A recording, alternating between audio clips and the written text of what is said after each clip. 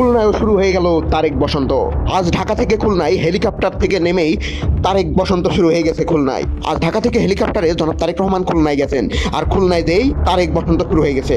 যেদিকেই তাকান শুধু মানুষ আর মানুষ, চারিদিকে শুধু মানুষ। তারেক রহমানকে বরণ করে নিলেন ফুল দিয়ে। সমাবেশ স্থলে যাওয়ার পথে দেখা যায় রাস্তার দুপাশে শুধু মানুষ আর মানুষ, তারেক রহমানকে দেখার জন্য উৎসুক জনতার ভিড়। খুলনায় সমাবেশ স্থলে পৌঁছানোর পর দেখা যায় চারিদিকে পুরো মাঠ ভর্তি শুধু মানুষ আর মানুষ। সামনে দেখা যায় 6তলা একটি বিল্ডিং, সেই বিল্ডিং এর প্রতিটি স্তরে শুধু মানুষ আর মানুষ।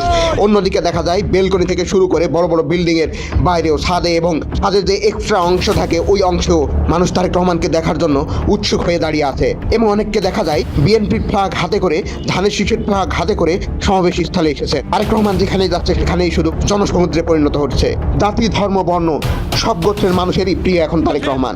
তারাই এখন বলছে যে আমরা আগামী প্রধানমন্ত্রী হিসাবে তারেক রহমানকে দেখতে চাই এবং খুলনার সকল এমপিকে আমরা ধানের শীষে ভোট দিয়ে জয়যুক্ত করতে চাই।